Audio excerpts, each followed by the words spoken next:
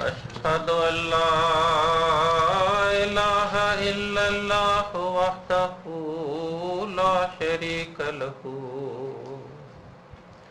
وأشهد أن محمدا عبده ورسوله أما بعد فأعوذ بالله من الشيطان الرجيم بسم الله الرحمن الرحيم.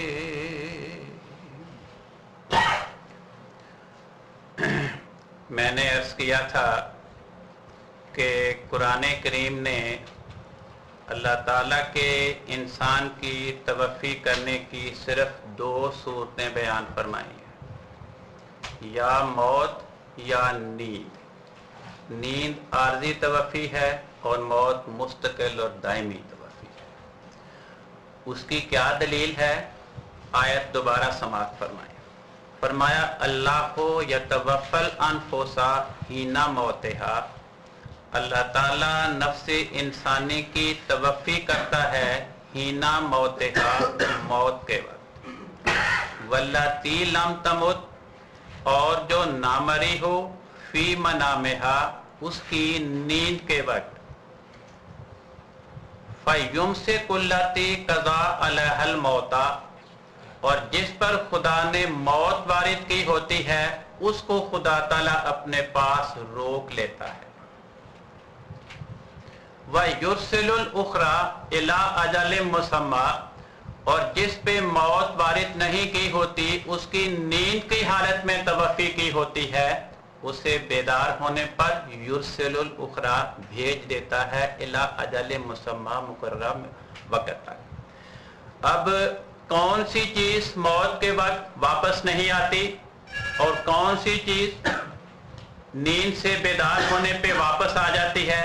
جسم تو توفی سے پہلے بھی یہی ہوتا ہے، توفی کے بعد بھی یہی ہوتا ہے. موت سے پہلے بھی یہی ہوتا ہے، موت کے بعد بھی یہی ہوتا ہے. جو چیز جاتی آتی ہے وہ انسانی روح ہے.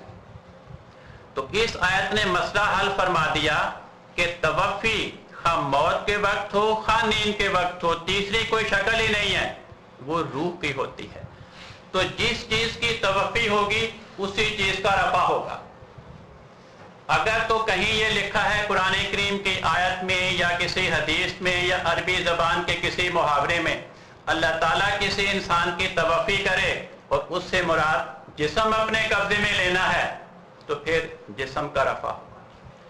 اگر کہیں پہ توفی میں جسم کا رفع شامل نہیں، توفی سے صرف قبضے روح مراد ہوتی ہے تمام اہل لغت کے بیانات کے مطابق، تمام قرآن آیات کے بیان کے مطابق، تو پھر جس چیز کا رفع ہوا، جس چیز کی توفی ہوئی اسی چیز کا رفع ہوا. تو قرآن کریم نے بتا دیا کہ اے مسیح میں تیری روح کی توفی کروں گا اور پھر تجھے اپنی طرف اٹھاؤں گا. کیا مطلب؟ تیری روح کو اپنی طرف اٹھاؤں گا. اب رہ گئی یہ بات، کہتے ہیں کہ صاحب خدا کی طرف جسم کا جانا اور خدا کی طرف روح کا جانا ایک ہی مفہوم میں ہے. ارے بھائی، جسم کے احکام اور ہوتے ہیں، روح کے احکام اور ہوتے ہیں. محض ضد کو اختیار نہ کریں، ہر انسان اپنی اپنی عقل سے سوچے. جسم کے احکام روح پہ لاگو نہیں ہوا کرتے، روح کے احکام جسم پہ لاگو نہیں ہوا کرتے. میں نے آیت آپ کے سامنے پیش کی تھی. خدا تعالیٰ فرماتا ہے فَفِرُّوا إِلَى اللَّهِ، اللہ کی طرف دوڑو. کیا مطلب؟ جسمانی طور پہ خدا کی طرف دوڑو. آپ نے میرے لیے مسئلہ اور آسان کر دیا. حضرت ابراہیم علیہ السلام کے بارے میں آیت آپ نے میرے سامنے پیش کی، تمام سامعین نے سن لی کہ حضرت ابراہیم علیہ السلام نے کہا انی ذاہب الی ربی، میں اپنے رب کی طرف جانے والا ہوں، رب کی طرف جانے والا ہوں. اگر رب کی طرف جانا یہ مراد ہو کہ انسان کا جسم زمین سے آسمان پہ چلا جائے تو آپ نے خود ہی اس کی تشریح فرما دی کہ یہاں سے مراد تھی کہ شام کی طرف چلے جاؤ، عراق سے شام کی طرف چلے جاؤ. کیا عراق میں رب نہیں تھا؟ شام میں صرف رب تھا اور شام کے علاوہ اور کہیں رب نہیں تھا. تو جب خدا کی طرف کسی انسان کے جانے کا یا خدا کی طرف سے کسی انسان کے آنے کا محاورہ استعمال ہو تو وہ مجازی مفہوم میں ہوتا ہے. تو چونکہ وہ اس بیان کے مطابق عراق سے ہجرت کر کے شام میں چلے گئے تھے، اس لیے تمام مفسرین کہتے ہیں کہ اس آیت کا مطلب یہ تھا کہ وہ عراق سے شام ہجرت کر کے چلے گئے. دیکھیں قرآن کریم کیا فرماتا ہے. قرآن کریم اور امت کے افراد کیا کہتے ہیں اس محاورے کے بارے میں. ابھی میں نے آپ نے حضرت محمد مصطفیٰ صلی اللہ علیہ وسلم کی چشمدید گواہی پیش کی کہ شب معراج میں نے آسمانوں پہ عیسیٰ علیہ السلام سمیت سارے انبیاء کی زیارت کی، کوئی فرق بیان نہیں کیا اور انبیاء کے وجودوں میں. اس لیے یا عیسیٰ علیہ السلام سمیت آسمان پہ تمام انبیاء کی روحیں تھیں، یا عیسیٰ علیہ السلام سمیت آسمان پہ تمام انبیاء کے جسم تھے.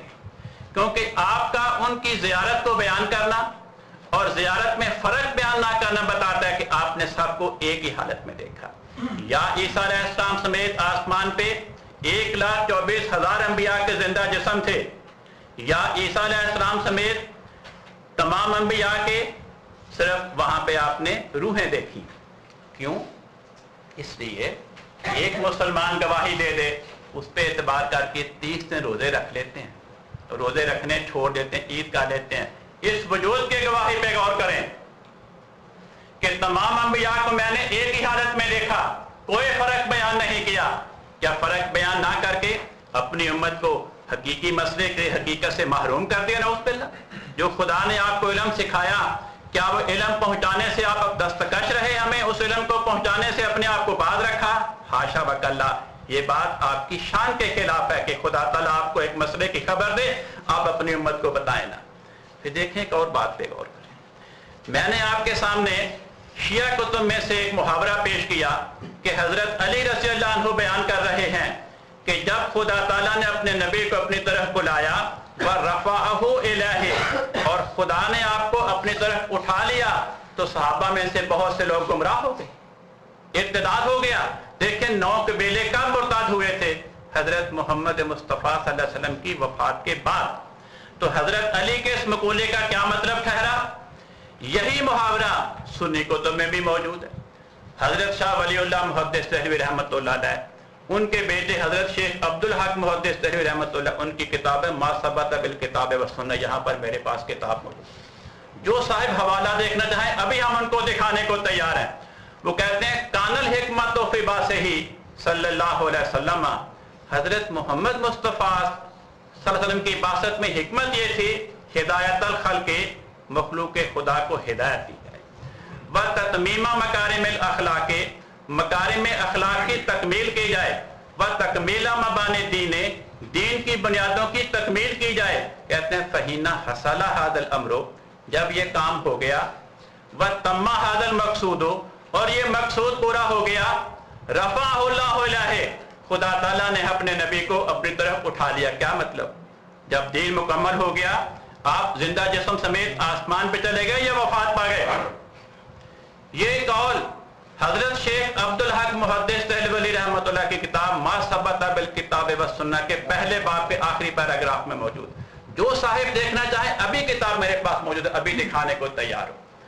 اس کے بعد دیکھیں تفسیر سیوطی، امام جلال الدین سیوطی کی تفسیر جلالین، اس میں صحابی رسول حضرت انس رضی اللہ عنہ، جنہوں نے 10 سال مدینہ منورہ میں حضرت رسول پاک صلی اللہ علیہ وسلم کی دن رات خدمت کی، جو خادم رسول کہلاتے ہیں، انہوں نے بھی یہی محاورہ آپ کی وفات کے لیے استعمال کیا. وہ کہتے ہیں کہ اکرم اللہ نبیہ، اللہ تعالیٰ نے اپنے نبی کا یہ اعزاز کیا، ان یریہ ما یکرہ فی امتہ، کہ اللہ تعالیٰ آپ کو آپ کی امت میں پیدا ہونے والے ناپسندیدہ حالات کو دیکھنے سے خدا نے آپ کو محفوظ رکھا. فرفعہ الیہ، اللہ تعالیٰ نے آپ کو اپنی طرف اٹھا لیا. وبقیت نقمت، اور ناراضگی کی باتیں، لڑائی جھگڑے کی باتیں وہ آپ کی وفات کے بعد امت میں رونما ہوئی. یہ حضرت انس کا قول ہے. حضرت انس، حضرت شیخ عبدالحق محدث دہلوی، جنہوں نے حدیث کے بہت نامور بزرگ محدث ابن عبد البر کا قول درج جو میں نے آپ کو پہلے پڑھ کر سنایا. شیعہ کتب میں حضرت علی کا مقولہ، یہ تمام افراد کیا بتا رہے ہیں کہ وہ جملہ جو خدا تعالیٰ نے حضرت عیسیٰ علیہ السلام کی بابت قرآن کریم میں استعمال کیا کہ رفعہ اللہ الہ، خدا تعالیٰ نے عیسیٰ علیہ السلام کو اپنی طرف اٹھا لیا، وہی جملہ ان سب نے حضرت محمد مصطفیٰ صلی اللہ علیہ وسلم کی باعزت وفات کے لیے استعمال کیا۔